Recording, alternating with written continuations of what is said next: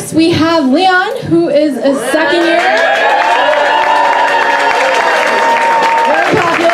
Leon's fun fact is that he's an honorary citizen of Mobile, Alabama. Hello everyone. I'm Leon, originally from Germany, and I want to take you back to 2012. Beautiful year, I was fresh out of undergrad, sitting on my couch, enjoying life, pretty much like the NBA. I was zapping through TV channels and suddenly I see this Shaolin documentary in China. Crazy fighting, crazy jumping like I've never seen before in my life. And then there's this guy who's breaking stones with his bare hands. I just thought, wow, this is amazing. If he can break stones with his bare hands, I can probably learn it too. Very naive thinking. But I got very excited, started calling up people, and somehow I got connected to someone who knows another person that manages the Shaolin temple in China. 2 weeks later, I was on a plane to live there for 3 months. I did a little bit of karate and martial arts as a teenager, but never any kung fu. I had absolutely no idea what was expecting me. I arrive at the airport in Shenyang, very north of China. Some guy with a name tag picks me up. We drive 2 hours in the middle of nowhere. We go to the Shaolin temple, and he shows me my room, which I share with 7 Chinese teenagers. My bed was literally a wooden desk. My pillow was a bag of rice. And I was exhausted. 20 hours of journey. So I started to ask the people, hey, where's the shower? They just look at me and start laughing.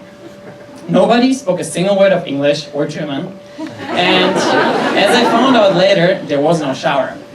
Every Monday, we walked 30 minutes through the local village, because Monday is shower day. That's when we went to the shower. And then there was the food. You have to know, I love good food. My menu over there was rice, 3 times a day, every day. In the morning, we had rice soup, which is basically rice with hot water. For lunch, we had rice with some sauce, and pretty much the same for dinner. All the comfort that I've ever known in my life was suddenly taken away from me. Honestly, I hated it. But that was not even the worst part. Every day, we had 7 hours of very intense kung fu training. And back then, before all the voyeur nights, I was actually in a decent shape. And still, I got absolutely crushed. Just imagine how humiliating it is to get beaten up by 16-year-old kids. But they were beasts. And honestly, it was quite fascinating, because the approach to training was very different to anything I've seen in my life before. In Germany, it was always, if you're happy and well-motivated, that's when you perform the best. In China, it was, the more afraid you are, the better you perform. So everything was structured around punishment. If you don't do the exercise right, you get hit by a stick. One time, I'll never forget that one, we had to do splits. I obviously couldn't do it. The Shaolin master comes to me, pushes me down with violence. I can still feel that pain. One other thing that I'll never forget is this cute little 6-year-old kid who had to do a backflip with his hands. The problem was, every time he tried to do it, he was bending his arms too much. So the Shaolin master went to a tree, cut off some wood, taped the wood to his arms, and obviously it doesn't work if you have wood taped to your arms. So he tried doing it, the wood started cutting into the flesh, and I'm just standing there. I see this cute 6-year-old kid crying with bloody arms, trying to do a backflip, and I just asked myself, what am I doing here? 24/7, I was extremely frustrated with the living conditions, with the training, being away from home, and I knew I have to take a decision. I can't continue like this. Either I leave back to my couch, or I fully embrace it and somehow make it work. As you all know, working MBAs have very big egos, so leaving was not really an option. And I spent a lot of time thinking, how can I actually make this work? And I realized the only way to do it is by stop worrying about all the things that I can't change. And this really became my mantra over there. So the next time I was eating my rice bowl, I didn't compare it to the sushi meal I was eating in Germany, but I just accepted it as the only option. The same with my bed, the crazy training, and the lack of alcohol, chocolate, and women. And this is really when I started to feel like home. Because not because of the lack of women. But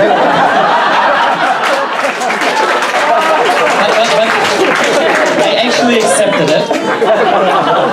And that's really when I started to learn from the experience. But there's always a but. One thing actually got worse over time: social isolation. I couldn't talk to anyone and probably felt the loneliest ever in my life. It was this one kid, around 17 years old. I'll never forget this kid. Every single day, he comes up to me, says something in Chinese, and starts laughing. The first few days, I laughed back. But he keeps doing it, and at some point, he's bringing his friends, pointing at me, all of them start laughing. And honestly, it just drove me crazy. Because over time, I couldn't take it anymore, and I just exploded. We started fighting, I started yelling at him in German, he yelled at me in Chinese. And now that I think about it, it's just madness. I can't even imagine this. But honestly, this is what social isolation did to me. And that moment I realized that being a social animal is one of the most fundamental needs that I have. Out of all the things that I miss from home, family and friends were by far the biggest one. Or at least anyone that speaks my language. The way I overcame social isolation is actually quite embarrassing, but we're all friends, I'm gonna share. Eating rice 3 times a day, every day, was leading to a pretty bad constipation. I couldn't go to the toilet for over a week. When I finally went to the toilet again, I obviously had to release a lot of volume. The problem was, we didn't have normal toilets, we just had these little holes on the ground, and it just didn't fit. There was also no way to flush it. Absolutely no way to flush it. So I thought, nobody will know it was me. I left. 1 hour later, 10 Chinese kids laughing like crazy. You, pointing at me. Honestly, I was just laughing with them, and I somehow feel that's how I connected with the kids.